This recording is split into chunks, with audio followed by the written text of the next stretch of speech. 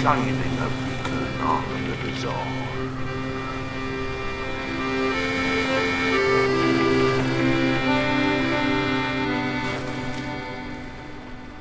I've got one for you, Skip. Go on then. Well, do you remember the chaps Flint and Hugs? What? We're down at Docks? Yes, the I dock do. workers. Yeah. Sadly, I do know them. Yes. Well, I'm walking the other day, minding my own business, past a big gaggle of them. Yeah. And they're all like heckling me over, like, "Come over here, Benny. Come over here." I'm like, "All right, lads. Yeah." You didn't go over, did you? You know what I did? I didn't know what else to do. We're a bit shy, just running off. You know, Yeah.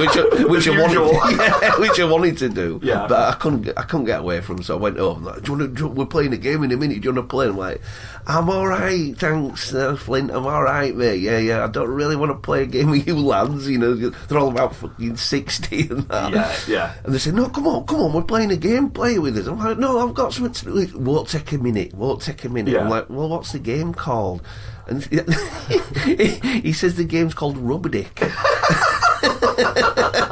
right. And I thought, well, it sounds quite obvious, doesn't it, what the game involves? But I said to him, what is Rub Dick? You know what I mean? They said, well, what we do is we all stand round, all as lads, and we form a right big circle. Yeah. I'm like, yeah, then what? Then we all drop his pants and gets cocks out. Yeah. I'm like, oh, and I'm thinking, all right, is this the rubbing part or something? And he says, no, we don't rub cocks. You just get his cocks out, and we all stand in a circle. Whoever's dick gets hard first, we all give him a fucking leathering. I'm like, you what? You actually play this game? I don't know. I'm like, no, I'm really going to go to post office, mate. I don't think it's going to work. This. Well, I actually know the origins of this. How do you know the origins of Rub Dick? Yeah. All right. Yeah. Well, because somebody else associated with them two collared me on that, and they said apparently what Rub Dick is the more explicit version. Did they actually rub dicks? It was the case of the guys all getting in a circle, right? Drop the pants, rub all the dicks together, right? Oh my god! And it's the first one to come. They give a good shoot. It's worse than Milky Biscuit. But the worst thing is, right? Because when I was told about that, I said, "Why do? First of all, why do you do it?" And secondly, he says, "Why do you give him a shoe-in for coming?" As if, because it's gay. Do the gayest thing imaginable, and then someone gets a shoe for being gay. Wow, it's frightening, isn't it? The thing is, it was the other way around. It was a load of women in a circle, all sort of like scissoring, right? Or something, doing something like that. You know, the first one to come, they give a good kicking to. You'd be like, what? Yeah, he's really, but just for clacking clamps. And I'm like, it's just very odd. It's really strange, isn't it? The underbelly of the docks and groups of men, I just think it's very, very strange sometimes. Did you hear about the time when Flint and Hugs got a guy, loads of stuff at the factory getting nicked? All right. Things getting stolen all the time at the factory. And they didn't know who it was, they blamed each other, wondering what it was, right? Anyway, realised, and then somebody saw somebody sort of nipping into one of the offices, you know what I mean? One at workshops, right? And they were coming out, and they collared him, they grabbed this kid, right? Just off the street, he'd been sneaking in. And so they grabbed him and went through his pockets, right? And they realised they found some money in a wallet. Yeah, definitely some. Yeah. That's it, right? And so they said, right, fucking. So they're roughing him up a bit, you know. What I mean? Got his stuff off him, and then somebody was saying, right, we need to phone police, right? Anyway, Flint gives it. He says, not fucking police. He says, fucking hold him down. Oh no! Right, and this kid's going, what are you doing, mate? What are you doing? Right, and he says, get his fucking trolleys off. Right? Oh no! Anyway, Flint drops his pants, right, and he starts wanking, right? Oh no! Right, and he says. And they're going, what are you going to do? And he says, I'm going to fuck him. Right. Oh, no. So this kid's there with his ass in air, right? Pinned down by all these meathead heavies. Oh, right? no. And he's approaching him from back. Laking with his penis. Yeah, that's it. You know? This kid absolutely loses it. Oh, in fear, man, you know what I mean? Right, anyway, gets close to him and then he just sort of says to him, right, get his fucking trousers up, you know what I mean? He pulls his trousers up and goes, now you know what you're going to fucking get if you come back here, you come. That's terrifying, isn't it? Absolutely terrifying. Oh, man. That's but it was brilliant. saying, but this is the thing I think as well, there's loads of blokes who have, why would it pop in your head to do that? Yeah, you wouldn't, would you, unless there's something else in you. It's like top move, that, isn't it? Yeah, you're forcing something down there inside, you know. Just go be free. Yeah, just go be free. Do it nicely with your friends.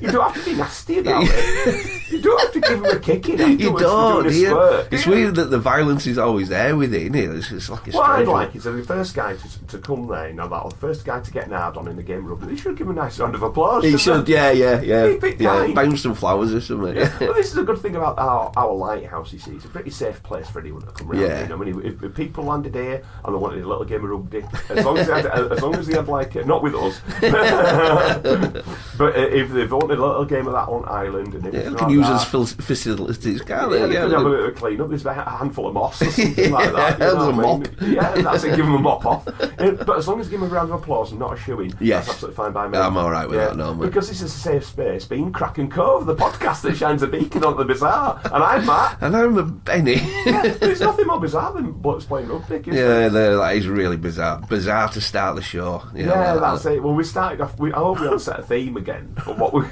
just of dirtiness, of dirty things. I'm hoping not. I'm going to have to go through. There's a couple of dirty ones. There always is in there. Well, it has to be. It's the world, Skip. It's always the wrong It's a dirty world, Arcade. It's a dirty world, Arcade. Yeah. So now we've started off on a little game of rugby. I think what we need to do is rather than looking at the past at some horrible things, I think what we need to do is look at the future, or look at the sky and look at the nice things, get the light to find some nice things to talk about. Cast it out. So I think we need to do a bit of a casting Arcade. Yeah. Let's do it. Yeah. yeah.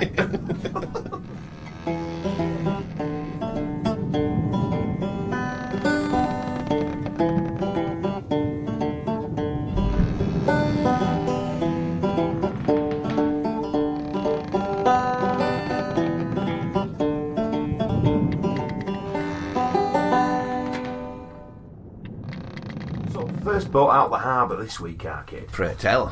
It's one of these things, when you're on your jolly bobs and stuff like that, Yes. you're at nice sunny seaside resorts and things, it's always nice to have a little photograph, isn't it? And that sort of stuff. And bring the memories home with you. Bring the memories home with you, Arcade. That's exactly it, I just think you've got to be a little bit careful sometimes, you know what I mean? Because you want a photo with something, or you're there, oh, look at this, it's a lovely creature, or a lovely thing, or look at this plant and that sort of stuff. You've got to be a little bit cautious, because this is a woman in the Caribbean. She's a Canadian national, is this woman, and she decided what she wanted. She saw something happen. She said, oh, I want a little photo with that. You know what I mean? So she sort of went into the water and sort of like got around the shark that was there, trying to get people to take a photo of her. A selfie with the shark, cuddling up with the shark, cuddling up with the little shark that were in waters and all that sort of stuff, you know what I mean? What size shark was it? I think it were big enough. Right, yeah. It doesn't really say the size of the shark on here, you know what I mean? But I think it sort of gives us a sort of rough idea of the fact that as she was trying to hold the shark to get the photo, it turned on her. What strange, isn't it? Yeah, it's a bit Never heard that with a shark before. And bit of hands clean off. Hands. Hands. Oh, Jesus Christ. It bit her hands off. Oh, God, that's so bad. But the thing is, with everything, I mean, the thing the shark, it does actually say, it says it's about 6 foot in length, which isn't massive. Yeah. But you know what I mean? Big enough, like you said. It's big enough. And the thing people forget about a shark is it's a tube of muscle. It doesn't even have any skeleton. Yeah. It's a tube of cartilaginous muscle, right, which is super flexible, so it can bend around on itself. Yeah. And all it is a tube with a gigantic serrated mouth on one end and an arsehole on the other. It is just an eating machine. And she's there going, oh, quick, take a photo of us with this here bloody shark. It's obviously turned around and it has got her by the hands. Oh, so she's probably like gone defensive with it, and it's just and it's gone nom nom nom nom nom. Oh, then just swam off. Just swam off. Oh, and then she's just thrashing about in water, she's going all red. stumbling out of the water on jolly bobs, you know what I mean? No hands. So everyone's like rushed to her help. They've padded her down with towels. They tried to tie them up to stem the bleeding. That's it. Hands gone. Oh, she didn't bleed out though. She didn't bleed out. She survived. Fucking lucky there. Your hands gone. Your hands gone. But I mean, if I lost my hands, oh God, I don't know where I'd feel, because it's not like you're born without hands and you learn to cope. Yeah, or if you lost one hand, that's something you learn to do everything else with the other hand. Yeah. 2 hands gone for me. That is rubbish. Trying to play a rubdick with your feet.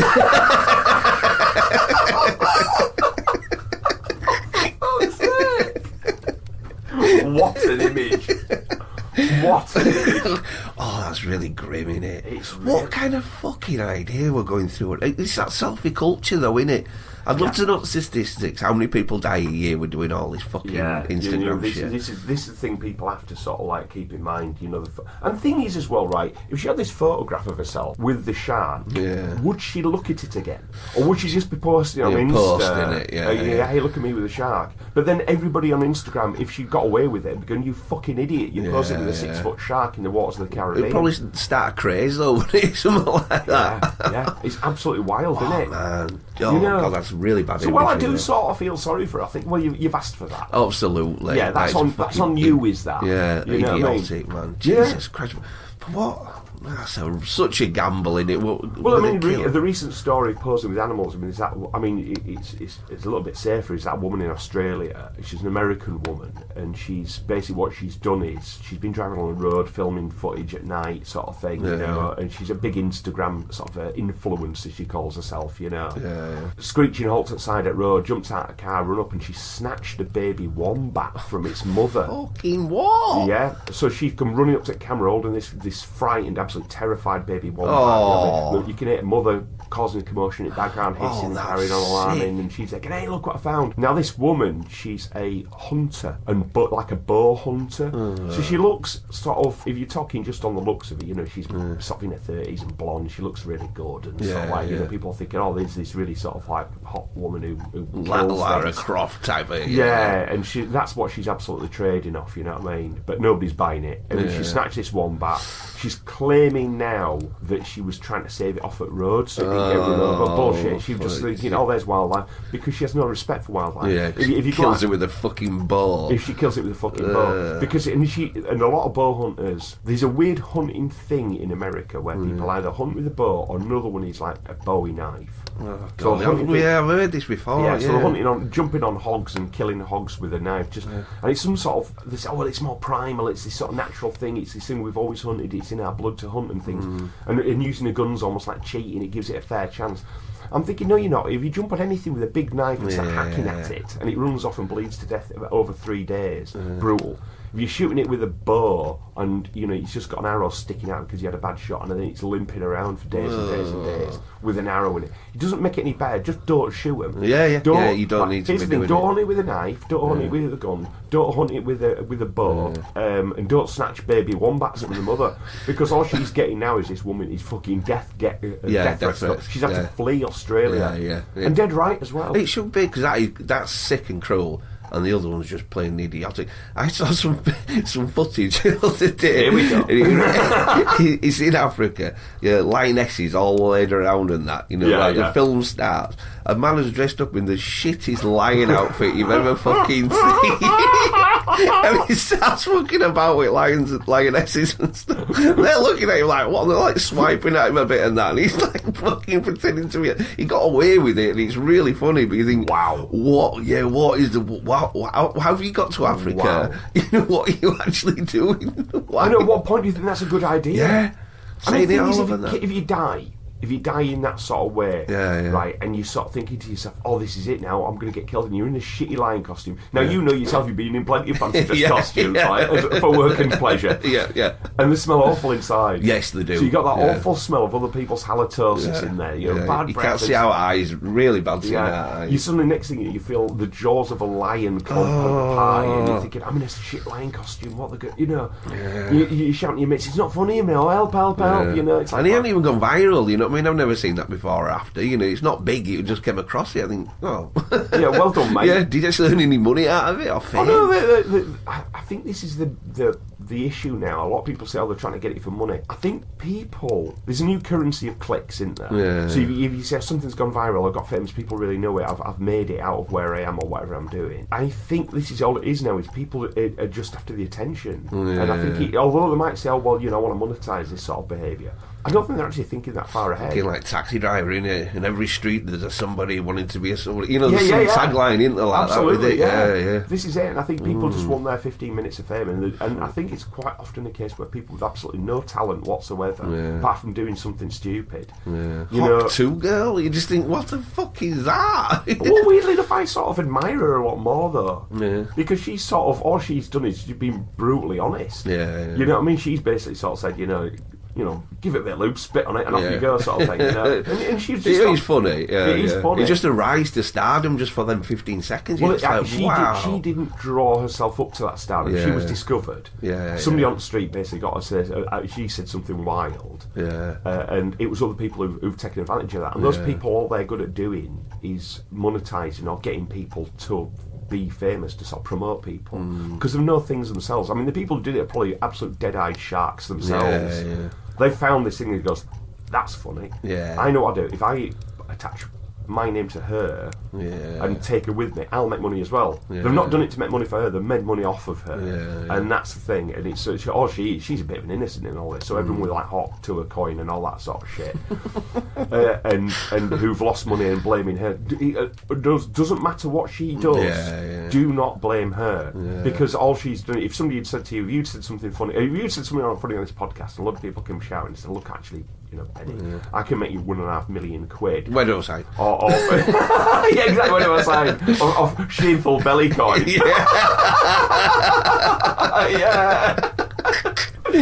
And suddenly that's it, you know, and you've got that £1.5 million in bank, but you get a lot of hate online for having that. You'd be like, well, fuck you. This was my chance to make a little bit of money. I've taken it, and I do not care because I've got £1.5 million in bank. I've still got my feet and I've still got my spit. Yeah, exactly. That's what more do you need? Exactly.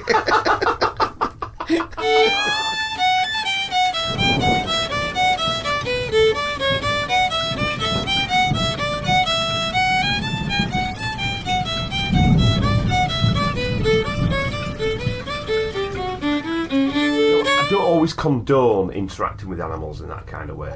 You know what I mean? I think sometimes you've got to be very careful. You've got to think about what you're doing. It's got to be a sensible, measured approach. That's what I think, Arcade. You know what I mean? Yeah. So now what we're going to do, we're going to find out about a guy called Thomas Thwaites, right? So Thomas Thwaites, I think he's a bit of a researcher. He's a bit of a sort of he's a bit of a strange character, really. But I think he's been feeling a bit stressed out as a lad, you know. So he decided he wanted a bit of a simpler life. Nice, yeah, can understand that. So he said he decided, and this is from Francine Wolfitz from the Daily Mail. Now, I don't usually like the Daily Mail, it's an absolute rag, you know what I mean? But this was a legitimate story that they covered, and I thought it was important for us to cover it, you know what I mean? Important stories we need to cover, you know, that's how it works. She writes, does Francine, exhausted by the stresses and strains of modern life, Thomas Thwaites decided to forego home comforts and test if the grass was really greener elsewhere by living as a goat in Switzerland. Oh, wow.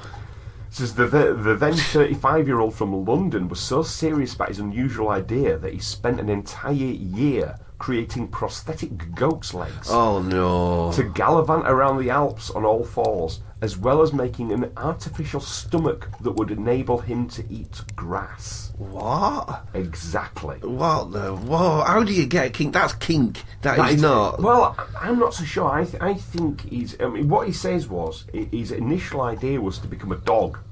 Now, we've covered that before, where a guy sort of said, you know, a Japanese guy spent an absolute fortune, didn't he, to get the best dog collar, and weirdly enough, it just looks like a dog when he's wearing it, you know, I mean, it's absolutely freaky, it's horrible. And he said, one day I was walking with the dog of a friend, and I noticed that the dog just seemed really happy about life, without any worries, and I thought to myself, it would really be great to be you for a day. But then Switzerland go. Well, he said he was he considered becoming a dog first, right? But explained he wasn't keen on eating meat. Which I just sort of think to myself, is that the only reason not to become a dog? That's just so fucking weird. I also think as well that part of it as well is to really presume that the dog is happy. Yeah. I mean, they do say that lots of dogs are really quite stressed out because, you know, they don't know where the owners are for half a day. Yeah. They don't know what's happening. They're not in control of their food because they don't hunt the food. The food just arrives. Exactly. So A bit of a prisoner out there, really. Yeah, this is it, really. You know, I think it's a big myth that dogs are... All you have to do is watch Crufts and realise dogs are happy. You know what I mean? You know what I mean? They're just our slaves. It says the adventurous researcher then landed on the idea of becoming an elephant. What? But then realised they seem to have the same problems we do. They get sad, they get upset, and they can even suffer from post-traumatic stress. That is exactly the sort of thing I want to get away from. Never forget, did I suppose? No, this is it. And he said goats, however, seemed to offer the perfect solution for all he was looking for. Fucking bizarro. So he applied for a grant, right, a university grant to study goat psychology. Right. He tracked down a goat herd in the village of Wolfenschiessen in Switzerland, which was prepared to take him on for a few days while the animals grazed in the summer pasture. Oh. Right? It says then came the challenge of living as a goat, which meant being able to walk on all fours and digest grass. And that's the important part of it, is it? Yeah. So then he approached a prosthetic clinic in Manchester to create his goat legs, while experts from the University of Aberystwyth designed a goat's stomach for him, which is strapped to the waist. He said... What were the university getting involved for with that madness? He says, I could strap this bag to my torso, right, this is his stomach, and spit chewed up grass into one opening and suck the cultured microbes and volatile fatty acids out of another opening like a milkshake, so I could digest them in my true stomach and live off grass in the Alps like a goat. And that's possible? He's done it. Jesus, and he get enough from grass? He says, yeah, he did. He says, I suffered quite a lot as a goat because of the slope. I was constantly falling over. What a cockend. Yeah. And of course I had to eat grass. Also, the goats didn't seem to like me very much. Sometimes I thought they were really going to attack me, and they have particularly large and dangerous horns. Didn't even like him. Think of it as well. You've got your prosthetic legs on, all 4 feet, right? So you haven't. I don't even know what that'd look like. Let me find a picture for you because we'll put it on social media. You know what I mean? I should have downloaded one. That's fucking. There's some ill individuals out there. Right, hang on. That fucking knobhead. Oh, it looks like some out of, remember the Wizard of Oz? Yeah, that Return to second, Oz, one of yeah. them wheelie things. Why is that in part? Why didn't he just crawl around on his hands and knees? He's struggling a bit on times. Oh, what a penis! Well, I think he wanted more the true experience of living as a goat. And I think he realised he wouldn't be, if you're crawling on your hands and knees, you'd be able to use your hands. So, but the thing is, so by wearing these 4 prosthetics all the time and wandering around as a goat, if a goat did attack him, he wouldn't be able to use his hands to fend him off, would he? Oh, no. He'd just have fake goat legs to sort of like knock him around and things. And so then he's leaning down, he's I don't understand how we can reach the ground to eat with them things on. well, I think what he's doing is he's basically sort of flumping forward on the slope and just going hi, and munching grass. Then leaning over and spitting it into his little belly pouch. That a university made for him. That a university made for him. And then he's sucking all juices out the other end. What the fuck is going on? How long has he been doing this? Is he still doing it? Is he out No, there on the slopes? I think he says every day was tough, and that is something that just part of being alive. He says the one thing I reckon I found is that goats are better people, which you can't call goats people. Goats are goats, right? They live much more in the moment than we do, and show us that we really do need to learn a bit more to be a bit more relaxed about life. Relax about life. So you're doing this mad quest and going to universities and prosthetic places and the simple life of a goat. The simple life of a goat. And this is, by the end of the experiment, Thomas felt he had integrated with the herd and even gained a new friend. Oh, here we go. The best moment was when one of the goats suddenly decided she was going to be my friend, and she just followed me everywhere. She would nuzzle me with her nose and like to have me close. The goat herd told me at the end that the herd had accepted me as one of their number. It was a great feeling.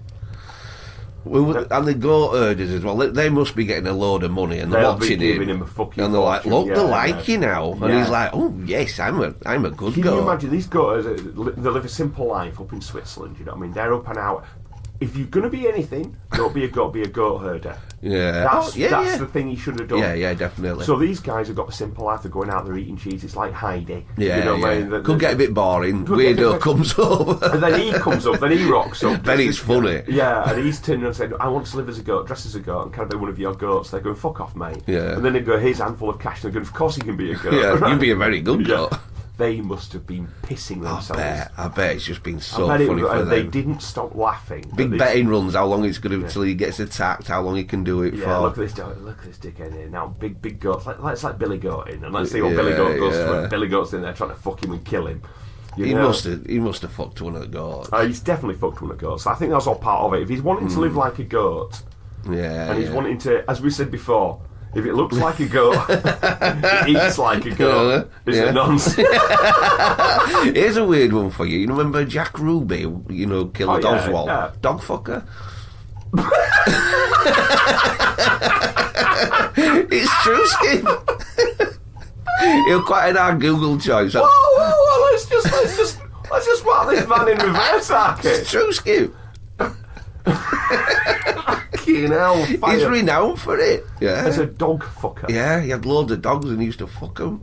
How do you know that? I kind of just came up. I've been listening to... TikTok. No, it were audio and it was... With Audible. Audible, thank you. And it was Jack Ruby the dog fucker. Yeah, part one. My story. Yeah.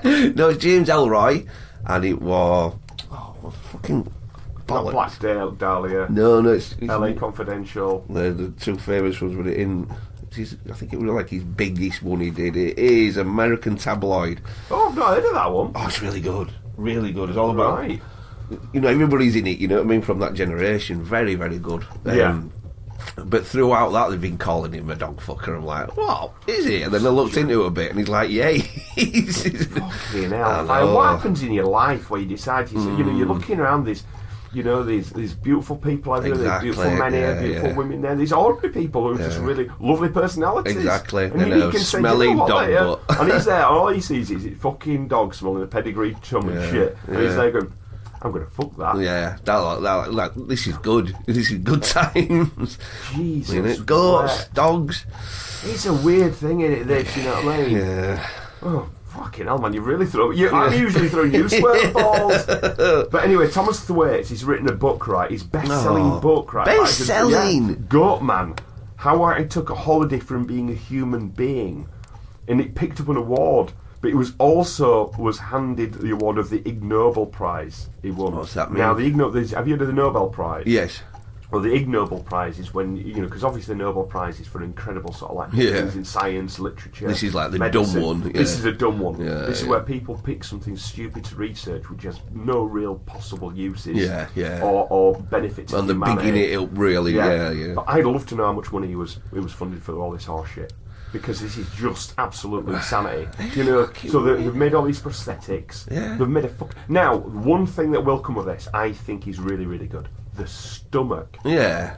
So if he's found, or they've invented a stomach which can actually digest grass and make humans be able to survive on it.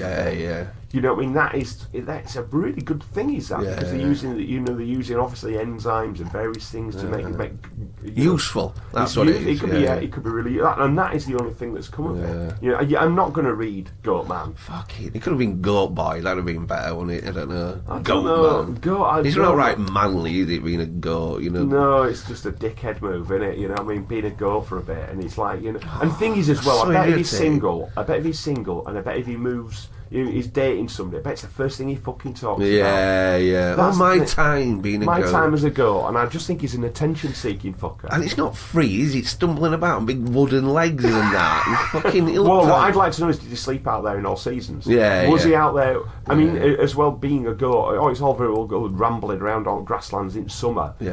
What about in winter when you're down in a shed for 4 months? You know what I mean? Down there. Was he in that shed? Would he fuck? No, he wasn't. He stumbled about a couple of days, didn't he? You know what I mean? I hate when people presume that animals have an easy life. Yeah. You know what I mean? And I think we need a simpler life. I think we need to be a bit more sort of bit more carefree. These I think there's a thing called animal psychosis, right?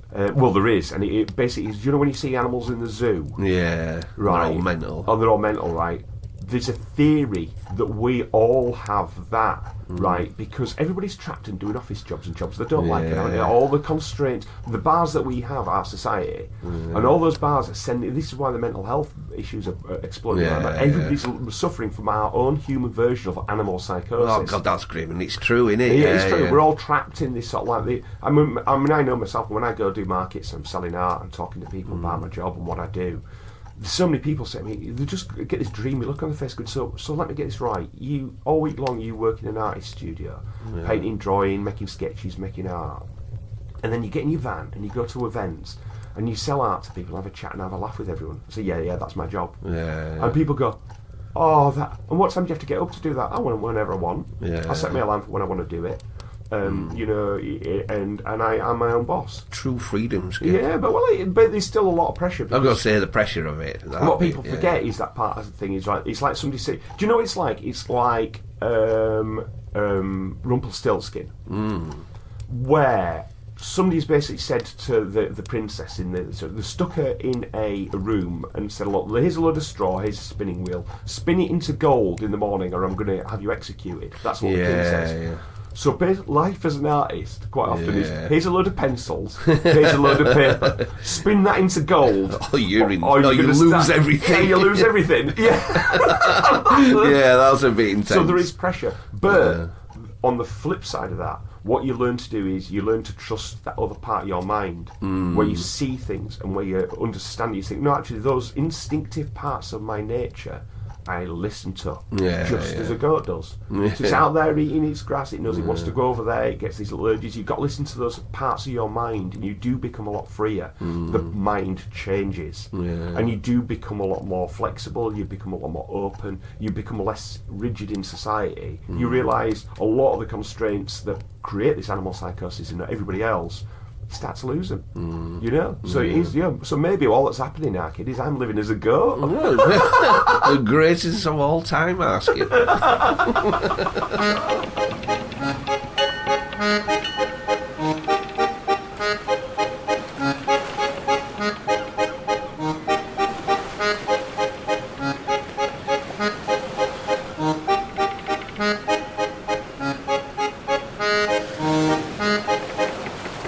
Let's revisit something now, our kid.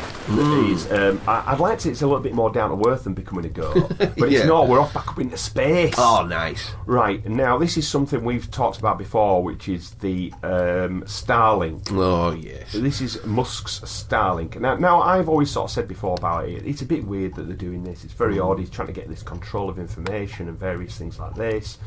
Why is he doing it? Why is he doing Starlink? And what's the eventual aim to it? You know what I mean? And I've done a bit of research. Nice. And it's the second phase of Starlink. Right. Starshield. This is the military version. Oh. This is the thing of sending up the same sort of links of satellites, the same sort of chains of satellite going round and round and round. With lasers. Missiles on board. What? Yeah.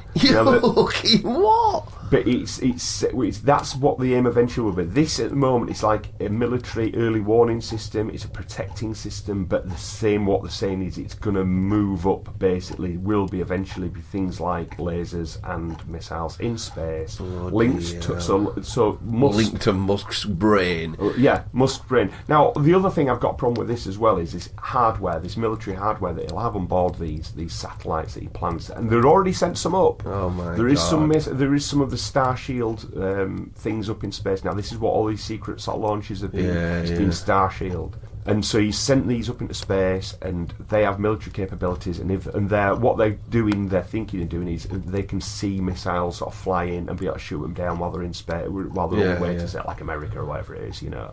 But these satellites have all been falling out of the sky, haven't they? As we discussed in the last episode. What happens when one of these big missiles falls out of the sky? You don't think he cares, mate? I don't think he gives a toss. So that's that. So, I'm not going to cover this too much because it's a bit grim, you know what I mean? But basically, he now has a contract. He has the contract for Starshield. It is being put in place. Christ. It's happening as we speak, it's Starshield. So within minutes, in his decisiveness, he could attack anywhere on Earth, couldn't he? You know? Potentially, as that's it. As a solo operator, he could decide to sort of like a Bond villain. They could hold countries to ransom. They could sort of say he could do it as a private enterprise and say like, look, you're going to go to my demands. He could be threatening it now. He's all studied. He could be threatening Trump, saying, look, I want this Doge position in government, which he has now. I want that because if you don't do this sort of thing, I've got this capability and I can do this. You never get on a plane again safely, can you? No, absolutely true. Yeah, that's it. All space travel's sort of going to be strictly restricted if he decides to do this. You know what I mean? I'm not saying this is what he's doing. This is what the potential of having. He's so weird. Yeah, private enterprise controlling military capability in a brand new environment, which is space. Jesus Christ! Where will it aim? Where will it end, our kid? With him just being a proper Bond villain, big white cat, and. But the weird thing is, what I did say before, though, is you're great. When these things get a bit on top of you, what you need to do is go wild camping, just go, be a goat, be a goat, jog on. So unfortunately, I know I'm taking a sharp U-turn in the same show, you know what I mean? But it is a case of sort of thinking, for fuck's sake. But I think if more of us were just a little bit more sort of connected with nature, it would give us a perspective. Yeah. But at the same time, I think we do have to keep a very close eye on what he's doing. So so that fucking powerless with it, aren't we? Yeah, well, that's the thing with being. You can get involved in politics as much as you can. Always keep your eye on it. You know what I mean? But I think as well, don't keep your eye on it too much because there's nothing you can do. Exactly. There's absolutely nothing. As groups of people can do something. We can always make. I gave somebody a bit of advice recently, and they were in a bit of a tight fix and a bit of a hard, bit of a dark space. And I always said when I was struggling with like people bullying me and bosses bullying me, and I was in a really bad place with work and stuff, I'd try and do a good deed every day. Yeah, so you do something to sort of help somebody. You see an old guy struggling with his shopping, you offer to give him a lift. You sort of say, you see somebody coppering up at the checkout. Just fucking swipe your card and just help them with a bit of shopping. No, I agree with that. I like doing stuff just like do that. a little bit of something for everybody. If we all did a little bit of something, because it's not just a question of doing that little bit of help. It changes your mind. It changes your mind space and saying, actually, I can make a little bit of a difference by just doing a little bit of something to help somebody else. You see somebody, somebody getting a bit of hassle in the street out. So, you just fucking step in and I think especially as big white men. Right, we get a bit of a bad rep, right? But the good thing about being a big white man is if you see somebody sort of like, somebody of colour or a woman or something like that getting shit and hassle in the street, big white man stepping in sometimes can say, stop things happening. Use what sort of leverage you have in society. Use it for good. Yeah, do good things. Couldn't like come first in a circle. No, not rugby. No, we're not talking about rugby yet. No, we're not helping somebody out in that way. We're not trying to get somebody off. Just man up and be the first. That's all I'm saying. If you're playing rugby and you see somebody about to come and you're not tipping them wink or something like that, go on lad, it's all right. While you're rubbing bulbs with each other. That's not what I'm on about. All right. No, what I'm on about is like I say, just do a bit of good. Yeah, do a bit of good. Make the right choice because we all know what the right choices are. We can all do them, But it's just make that decision to do the right thing. I like that, Skip. Yeah, I think that's what we need to do. So, the tip is maybe be a goat. It's better than being Musk. Yes. Don't send up laser-powered satellites or laser satellites up into space. Just be a good person. Eat a bit of grass. Eat a bit of grass or smoke it. Yeah, that's better.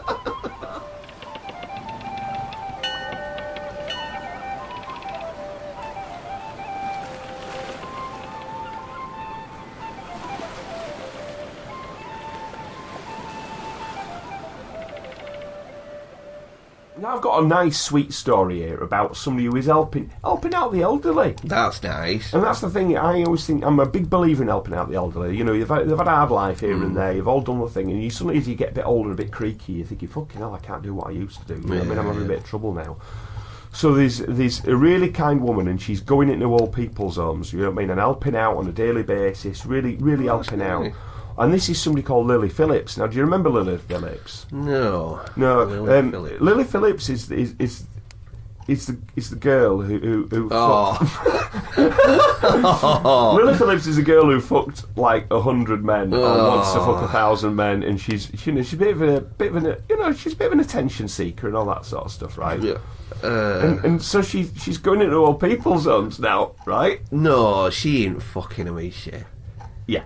Oh, God. She's basically, what the thing she's doing now is she's trying to find her oldest fan, right? 82-year-old Steve, as well as his 2 other elderly friends. Oh, God. Oh, the dirty girl. Absolutely no morals whatsoever. So these 3 pensioners have absolutely run a train on her, apparently. Oh, God. But it's nearly like abuse, isn't it, in a sense? I don't know. People are saying that she needs to be arrested, right? Yeah. Now, I can see this as well, you know what I mean? But I can also see the other side of things. Yeah. Steve's having a great time. Yeah, Steve doesn't want Lily to be arrested, does he? Yeah, he doesn't at all. You know, he's had a bit of a boring biggest time. fan. Yeah, he is the biggest fan. So, like, you know, can you imagine this? You know, there you're having a bit of a dull time. They knock on your door, and there's Lily Phillips and the little camera crew coming in going, we're going to do it. And you're thinking, fucking Christmas. Yeah. Absolutely fill your wellies, you know what I mean? What's she getting out of this except for, like, a disgusting headline, you know? Attention! And that's just it. Yeah. She's man, you run out of stuff, aren't you? Like doing the most in a day, and then just gonna go with old age pensioners smelling a wee. Oh, and she's only young. She's like what? She's like 23 or something, right? God. And I think, love, just calm it down. You burnt your whole life up. You're just gonna get haunted by that forever. Yeah, and but she's doing it. She's doing these old pensioners, but she's going to regret it. You know what I mean? But I just think to myself, where does it end? It's not going to end well. It's not going to. It's not like she's going to turn around, and it's also the thing is as well. If she does have kids, it's all out there online. Isn't it? You know, what did you do to earn your money, mummy? Yeah. Oh well, it's all down. Get the popcorn. Here's what I did. Now see this queue of 1,000 blokes. That's what I did. But who wants to see her getting shuffling old man dribbling all over her? I'll have a think. I don't. Yeah. I, for one, do not want to see Steve and his mate sort of like blithering away, sort of like going, all right, here we go, love, I'll see what I can do for you, you know. And her cavorting around, and he's not good. If she's doing it in private, because you do hear as well, like some sex workers, I think this is quite an incredible service. They'll sort of say, like, you're old or you're disabled, and you can't cope with this sort of thing. You know, obviously for a price, I will come round and sort your needs out, sort of thing. And I think that's pretty decent sort of thing to do. It's not something I'd be interested in taking up. You know what I mean? I'm too busy being a goat, avoiding Starlink and Starshield. But if they're doing it on quiet, and it does happen, this is sex workers are doing things which is sort of like fair dues are sex workers, but she's like say spilling the beans and just insisting we all watch or hear this about is the it. thing, and it's pointing out that it's a bit odd, isn't it? This last, well, what's for her next? Where's she going to go next? I mean, if she decides to become a goat, Jack Ruby, that's what's going to nothing safe. Nothing safe from Lily Phillips. She's going to be out there rattling anything that bloody breathes. It's weird. It's strange, isn't it? Is it Bonnie Blue or something? Is the other one? Yeah. And she's, oh God, it's just grim. I'm sick of seeing them. They're everywhere. You know what I mean? This is the thing. I just find it too much. Just stop it. Just stop all that sort of stuff. It's dirty. Yeah. It's dirty. You know what I mean? 82. 82, kid. No, it's not going to be pleasant. It's not pleasant. It's all, I mean, I know myself. I'm going to be 52 next. You know what I mean? And I won't want to inflict me on a 23. You look at it. Yeah, it's not going to be a pretty sight, is it? No. You'll be saying, "I'm sorry." All the time, wouldn't you? Sorry, see this bit here? I'm sorry about that. Yeah. Don't try not to look at that bit. Yeah, see this bit here, avoid that bit, don't look at this bit. This bit there, I'm sorry about that bit. I don't mind that bit. That bit's alright, but it's like an elbow or something like that, that's alright. But this bit is, no, that's not alright. It's shameful, isn't it? Shameful. You're shameful belly. Just stick with that, I think. I'm just going to stick with that. Stick with shameful belly. And her shameful belly, it's a poor lass. I think she needs to get she's probably on herself. I wasn't pouring her, no. No, she didn't bring it herself. Steve brought it on it herself. All over her belly.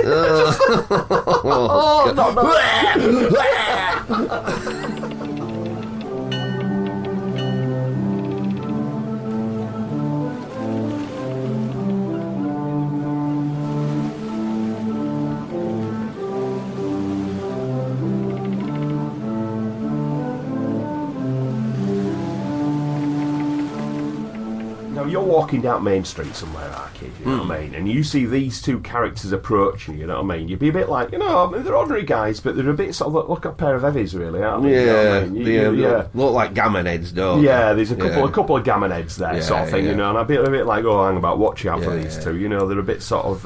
gammony. Bit gammony, you want to be careful, you know what I mean? But they've got themselves in a spot of hot water, Arcade. So one of them, right, is Mark Elias, and one of them is Philip Goodman, right, and they've wound up in court for a bit of bother. And one of them is a consultant at the Christie Hospital, so he's like, he's high up, he's got a decent job and everything like that, right. Anyway, it seems like they've got themselves on lash a little bit, right. One of them's 52 and one's 37, so they do know better. So they've been out on lash, they've been carrying on a bit and all that sort of stuff, you know. And one of the things that this hospital does, it helps cancer sufferers, so it does a lot of good work in himself. So I don't mind the guy blowing off a bit of steam. Exactly. He might look like a gammon, but he's a bit of a unit. He's 51. He's a heavy set guy. Anyway, they've got this train, Manchester to Chester, right? Yeah. And I've always had a few drinks. Anyway, they start copping off with each other massively, right? All right.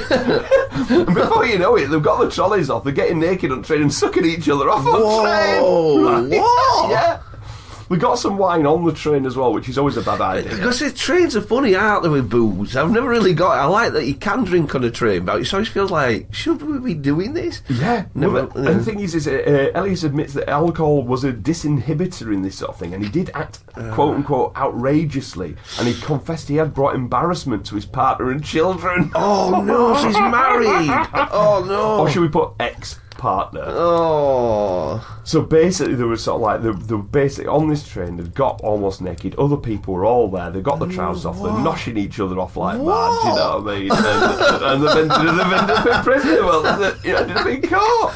Oh, can you imagine God, that? no, I can't imagine that. Especially nowadays, I'm very concerned that everybody can be filming you. You know, if you fall over, you're going to be filmed, innit? You know, in CCTV or someone's camera.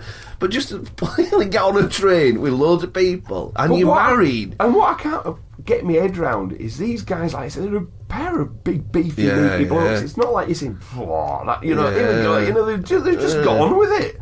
Absolutely got on with it. That's outrageous, isn't it? Wow. And even the conductor had come away, and he really took the hard line, did the conductor. He said to him, you've got to put it away. He says, put it away, lads. You know what I mean? You need a bucket of cold water when they're like that. You do know. Yeah, they've been living like dogs, haven't they?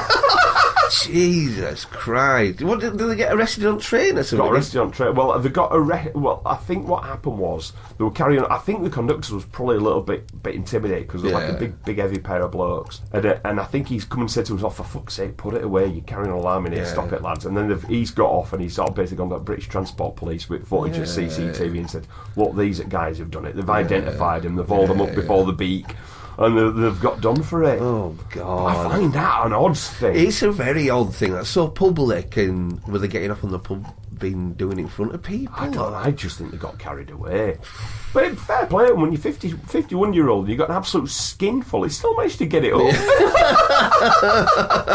Yeah, good on him. Yeah, that's it. You know, maybe he needs to see that Lily and have a little bit of a word with her. But I don't think Lily's his type. Yeah, well, who knows in that story. I think anybody's his type, to be honest, on that thing. You know what I mean? That's strange. It's odd, isn't it? And it's these little stories I've been seeing recently. You see these odd behaviours of people and you think, what's going on there then?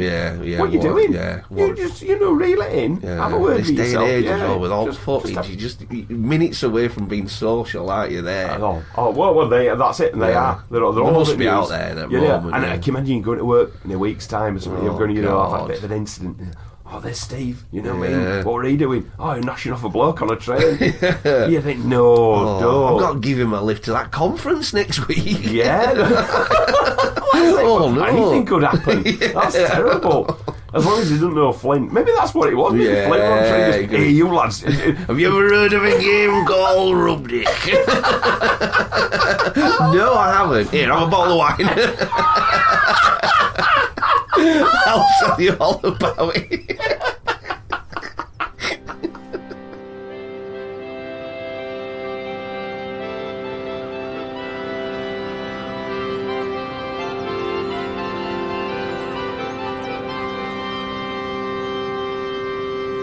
We've got a bit of a strange one here, right? It's about a missing mum of 2. So I'm trying to find the area, Lydiard Park. So I think this is actually in England. I think this has happened in England as this particular one, right? Swindon, that's it. So it's happened in Swindon. So, right, so she's called Gemma Hart. So she was missing for a month before anyone had actually found out what had happened to her, right? A month. A month she'd gone missing for, right? So they've eventually got back to her house and broke in and sort of like, and they found her there, right? Oh, in her home. In her home, and unfortunately she has passed away, you know. How old was she? She's only young. It doesn't say how old she was, but by the sounds of things, she wasn't sort of in her 80s or anything like that. You know what I mean? But I think she was. She was. I don't know why her son hadn't been checking up on her. You know what I mean? But her son, you know, so it's like. But luckily, she was in the care of her 2 sausage dogs called Millie and Frankie. Oh, so, a month. Are they all right? Oh no, they've put on weight, our kid. Oh, I see where this is going. Oh. So apparently the dogs, they did hear the dogs whimpering inside the house. I don't think they were particularly happy about it. There's only one source of food. So Millie and Frankie have eaten Gemma Hart. How the much sausage dogs. Oh God! Imagine the scene, so cute, and then it ripping open a human face. Absolutely going for it all the time. You know. So ears and nose are gone, haven't they? Definitely. That's it. They've got, but I think they've basically just gone. They said it's partially eaten by the dogs, but I think they've had a good go at her, Arcade. They've done the very best. Oh, little cutie dogs doing such horror. Well, the thing is as well, this brings us back to the Goatman, though. Yeah. You know, maybe he thinks dogs are having a funny time. They're having a great time. The dogs aren't they? Well, so what I want to do is a little experiment with Manchester, sort of like a university, and let's get funding. Let's trap him in a house in a dog costume with a dead woman. See how he survives. For a month. Yeah, just using his mouth and his little weird stomach. Yeah, that's it. And his little, well, he wouldn't eat it, but he said he doesn't like the idea of eating meat. But like, you know, after a couple of weeks of starvation, I think he'll start getting peckish. He'll change his mind. He will change his mind. A month, have done well there though. Did they actually put on weight? They can't have done. They must be. No, they've not really. They've survived they've it. struggled, but I mean, bloody hell, the smell in the house must be bleak, mustn't it? Lots of little Dachshund. Is it Dachshund or Dachshund? Something like that, innit? Who looks after dogs after? You could look at it, could you? You know what I mean? You'd be like, you wet my mum? Yeah, you would you? You wouldn't be sort of taking him in and knowing, you know what I mean? Especially when it's dinner time, you go, yeah, Millie, Frankie, come and get your dinner. And then they're looking at the bowl, looking all disappointed. They're looking at you. Yeah, this is it. Oh, licking your face. Get out, dirty tongue. Just having a little nibble. Let's just have some of the good stuff. Let's just have a little bit of good stuff again. I've seen the teeth. You remember your mum? Mouth watering. It's a bleak ending, isn't it? That. You know, they I'll give them a bleak ending for doing that. Yeah, you cricket would, back to them. Well, I think cricket back to him, that's sausage dog with a fucking knocking for 6 over fence. Wow. Is that how you'd kill a dog? Yeah, cricket back. Yeah, of course. What would you use?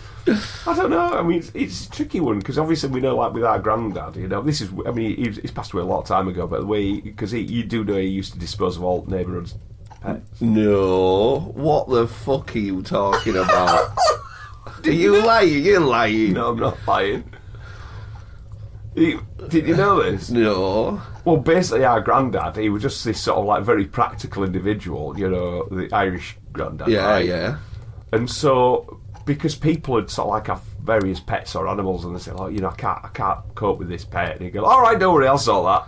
Oh, what? Yeah, and and he had various methods of doing this, but one of his main ones, because he works on railways, was he'd just sort of like bring animal down to railway tracks, and he'd just have them he talked to engine driver and sort of like, right, just wait there a sec.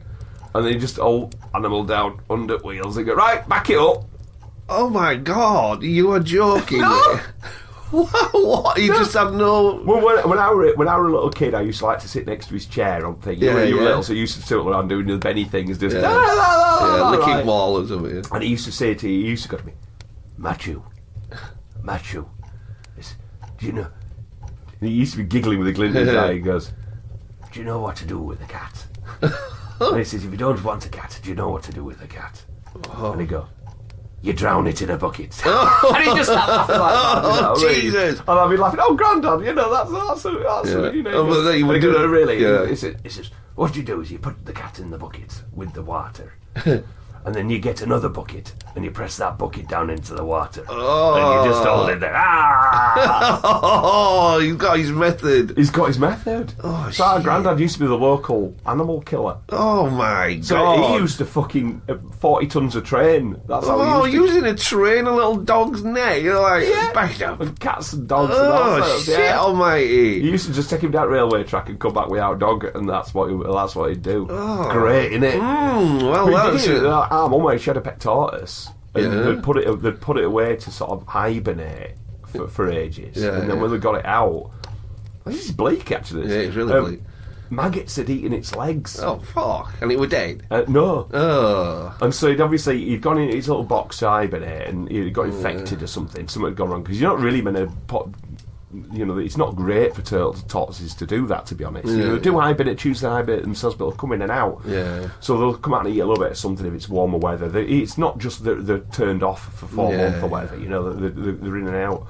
So they're eating a little bit and sorting a little bit. But what we used to do, years past, people just get a load of hay and put them in a box and say, right, bye-bye, and put them away for like God knows however many months. Torturers, yeah. And they go, right, it's time to get the tortoise up, and they found it, and obviously the tortoise had been starving and fucking got infected and got ill and he tried to drown the tortoise in the bucket. He thought, but kindest thing to do, drown it in the bucket. Couldn't fucking drown it. Whoa. It took him bloody ages. That's interesting. It is interesting. So if you got a tortoise, don't drown it in a bucket. He's there with like, whoa, normally gone by now? Yeah, normally gone by now. Dragging it out, look, he's still like, back in for you. Back in for you. Maggoty legs and stuff like that. Fucking hell, I always like to imagine it like having no legs, it's just a shell and an head. Oh God! Yeah, cheers for that. Yeah, I didn't know that. Oh, I thought you were a really nice, sweet old man. Well, people do keep asking me sort of things. You're a bit. You look on the dark side a bit, man. Why is that? Then? Yeah. See, our genes are. Kid. Yeah, we're not from a good place. Good method with bucket though. Yeah, pressing it down with a bucket if you need to. Things quite good for things. I'm not encouraging this sort of euthanasia at all. You know what I mean? But your smaller mammal is probably better. For example, if you got like in your workplace, if you got a rat or a mouse or something like that in the car, you think, what am I going to do with this? A couple of buckets, a bit of water. That's the most humane. I had a bad one. Fucking when I was younger, there were rats in place where I was working. Yeah. No wonder, because fucking Rowboat were feeding him. I thought I had the money to get the rat traps and stuff, and I thought, I'll go for the humane ones. You know what I mean? So it was like a tilting system, when it shut it, and it was shut in the morning. I'm like, fuck. What am I going to do now? If I let it go outside, it'll come back inside, you know what I mean? Rats. Yeah, and I thought, well, you want a massive one. I thought it's going to be a mouse rather than a fucking great rat, because it wasn't that big. And then I thought, I'll flush it down the fucking toilet, you know what I mean? So I was ready there, looking up, and it threw it, and it was a fucking massive rat, Fuck off. And I'm like, pushing it, and he's just looking up at me, swimming at me, you know what I mean? And I'm like, oh shit, you keep your hand down on it, you get the best, like a massive turn. Big flush. The big flush. And I'm doing it, thinking, oh shit, this is running out, you know what I mean? So I put a lid on it again, you know what I mean? And then, I couldn't, I just lifted it up and it was gone. I'm like, thank fuck for that, because I thought I was going to be fighting a rat in this tiny fucking bathroom, Horrible. Who decides to flush a rodent down low? Oh, I do desperation though. What do I do with it? Well, I've heard of them coming up the way. It won't be dead. It won't be killed it. That. Yeah. It'll just gone down into the sewers and that. Yeah. It's just gone into the sewers of where you worked. Yeah. And it'll still be there breeding, and it just carried on as normal, because rats do that. They're absolute fuckers. You know what I mean? Yeah, the only way to do it. I mean, I've had people say that to me before. We're under humane traps. With certain creatures, like things like squirrels and stuff, it's illegal. because what you have to do, you catch a squirrel. So you've got squirrels living in your loft and stuff like this. Yeah. You can't release them. It's illegal to release them. Oh, is it? Yeah, they're classed as like a pest. A vermin, yeah. I mean, people do. You just do. You catch them and you release them somewhere else. You just don't tell anybody you've done it. You know what I mean? Go drive out into the wilderness somewhere. You know what I mean? Just release them there. But they say, no, you can't do that because you're releasing, a certain species out, and you're not allowed to do it. So re-releasing rats and stuff, you're not allowed to. You should have to fucking kill them. Apparently, there's something you're meant to be doing. But fucking hell, if there's something humane traps, you got a rat on your hands. Exactly. My mistake with that, though. Yeah, that's a big mistake. Just flushing down Carsey. Because I think about all the time you were getting rats in your cellar, and it came scuttling through and looked at you. That time I had a fucking air gun in my hand, pointed, and I screamed and ran off. Fuck's sake. Fuck's sake, man, it's just not, you're not a killer like that, though, are you? No. I've done it. I've killed a rat like that before with me, that one with a bit of tissue I had to do it. We've gone on about it. Oh, wait, right, okay. With a bit of it. tissue? Yeah. Well, I didn't want to do it with my hand, you know what I mean? I just fucking got it and squeezed it till it just snapped, Oh, yeah, I remember now, yeah. It's not fun, is it? No, rats are fucking gross. Yeah, they are gross. And scary. They're fucking scary. They scare the fuck out of me, the rats, you know what I mean? I don't like seeing a rat, And people go, quite rightly as well, there's going to be people on this show sort of say, no, don't be horrible in nature and stuff. You are right. You're absolutely correct. We shouldn't be horrible. But sometimes if they're in your house and stuff, you've got to get shut. You've got to get horrible. You've got to get horrible. Yeah, you've got to turn nasty to the kid, yeah. So that's the way of doing it. I don't know where we started with that. Was it sausage dogs? Yeah, I think that lady getting eaten. Maybe that's what we need to do. If our Grandad were around, those sausage dogs would be going to his Grandad, wouldn't they? Bucket. Yeah. Straight in bucket. It's in bucket. I'm going to buy a brace of buckets now, just in case. Now you know. Yeah.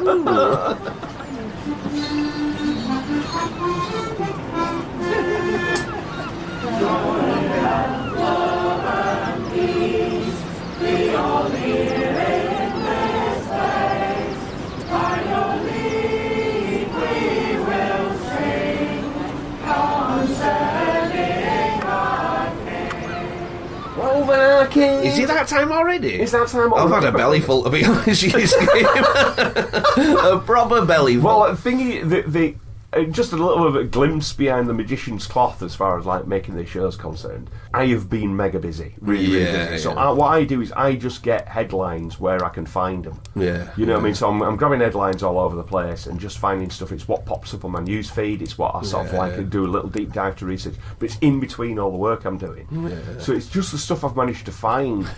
So what I need to, it's not being able to sort of say, right, here's a day where I sit down and do nothing but research. It's just on the fly a lot of it. And unfortunately, the stuff that's popped up has been quite dark. It's been horrible. It's been absolutely horrible. But we need a little bit of a pick-me-up, don't we? I don't trust you. You've done this before. You make it worse, one. Not believing you. Yeah, Well, shall we see? Yeah, let's see. Shall we see our kid, right? So this is a story of the man with the golden arm. Wow, Frank Sinatra? Well, no, that's the book, isn't it? Or a film? It was a book, it was a film. Fucking brilliant film. Yeah, I think about that all the time, where the music's that jazz music and he's running towards and running. Because it's basically about a heroin addict. Yeah. And he's a poker dealer, the best poker dealer in Chicago or something. Yeah. That's why he's golden arm. It's like a reference to him shooting up and being able to deal poker. So I've never seen this particular film. So he's chasing the H and he's running, so he needs to go get his hit. Yeah, and you get this mad, like, jazz score, you know, when he's needing it, you know what I mean? This frantic jazz score's ace, isn't it? Yeah. So I would like to see that. But this is a different man with a golden arm. This is a guy called James Harrison, right? Because it turns out that this guy has got a very rare thing in his body, right? It's a rare antibody in his blood. Yeah. Right, and it's super, super rare, right? This antibody makes a thing called anti-D injections. Now, anti-D injections are life-saving medication given to Rhd negative mothers whose blood is at risk of attacking their or unborn babies. So when the baby's in the womb, their antibodies would attack a baby and probably cause them to miscarry and things like this. Yeah. But this really rare medication stops this happening. Cool. But they can only find it in very, very super, super rare blood types. Yeah. Right. This guy has it. He's been discovered, right? This guy, James Harrison, right? apparently he was inspired to start giving blood donations, right, when he was undergoing lung surgery as a 14-year-old, right, in 1954. And because he had a blood transfusion, and he thought, well, I need to give back. So when they're taking his blood, they found this rare sort of like antibody in his blood. They said, look, mate, you know, you are almost unique here. You've got this thing, and he says, let's go for it. Yeah. And he then gave blood, right, till the age of 81, right? His final donation was in 2018, right? He has given blood 1,100 times. God, this guy, right? His plasma's been used in this medication 2.4 million doses of this medication. Wow. They cannot count the amount of babies he has saved. Wow. His donations has saved, right? It's when they say countless, it's because it's been used that many times. It could be in the hundreds of thousands of babies' lives he's saved on his own. Now, unfortunately, the guy has died at the age of 88. Straight to heaven. Absolutely, yeah, straight to heaven for that guy. You know what I mean? He was given the Medal of Order of Australia, right? He was awarded that. He's been given loads and loads of sort of like awards and been recognised for his incredible work. They reckon he saved a rough number is 45,000 mothers and babies, because apparently the mothers can die as well from this.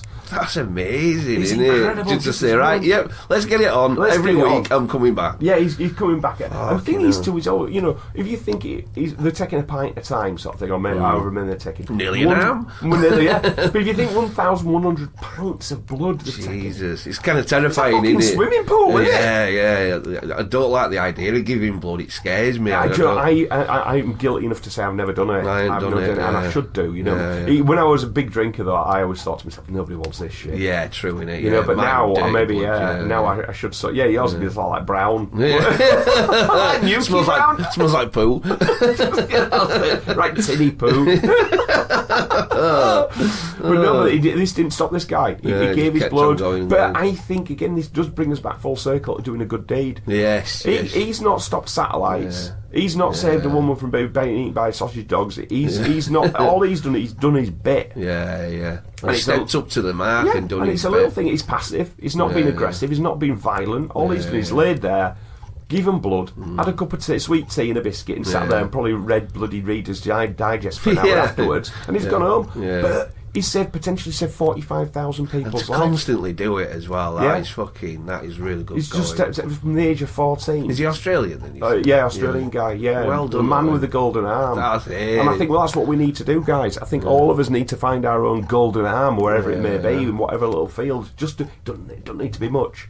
Just to make that little bit difference. Just needs one little tiny sacrifice out of your life. You'll feel better. He must have felt great. Yeah, you would. Every day, and no matter what's happening in his life, he's thinking, well, you know, at least all those kids are all right. Exactly. Good feeling, isn't it? Catch you with the right. So it's not a weird story in its sense, but it's a good story. Is that one? I like it. I like that. Yeah, so I think what we need. You turned it there, Skip. You're right. I've turned it down.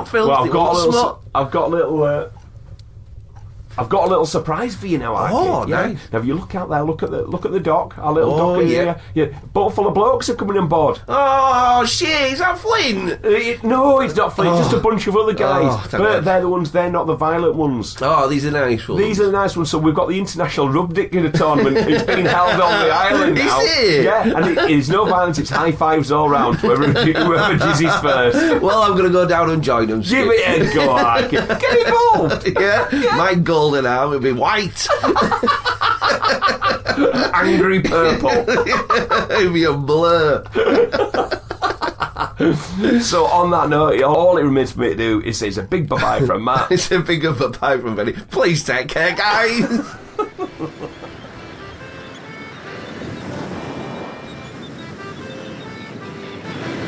There are 3 ways you may contact Kraken Cove.